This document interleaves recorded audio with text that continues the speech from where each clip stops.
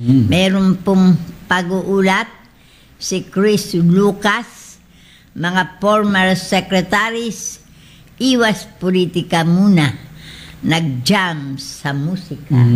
Okay, Chris Lucas, ibalita mo. Morning, Samang Chris.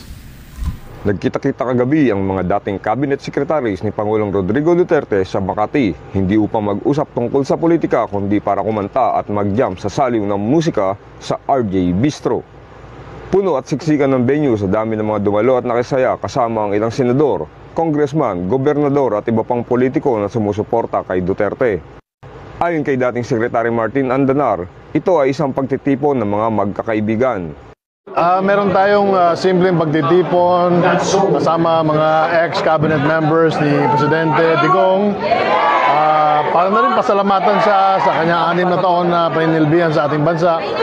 Ayon naman kay former Secretary Harry Roque, ito ay reunion, fellowship at selebrasyon ng pinakamahusay na administrasyong nagkaroon ang bansa. This is a reunion, this is a fellowship, this is a celebration of what was one of the best administrations that the Philippines has ever had. Ang event ay lalo pang naging masaya nang sorpresang dumating si Pangulong Rodrigo Duterte mismo sa naturang pagtitipon. Sa kanyang pahayag, pinasalamatan ni Duterte ang kanyang mga dating kalihim sa paglilingkod sa bayan. This is about a reunion of those men and women who were with me in my journey sa presidency for 6 years. As there is always a time for everything. There's a time to start and a time to retire. Mabutit naman na God is really very kind to me.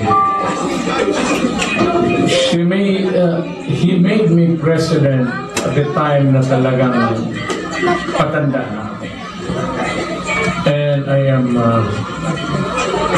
in my solemn moments, I look at life and I see that everything has been good. God has been good.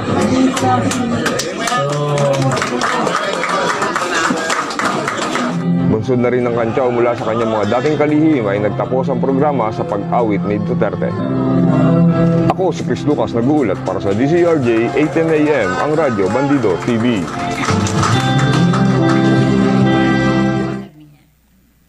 Okay, nagbabalik po tayo sa ating palatuntunan.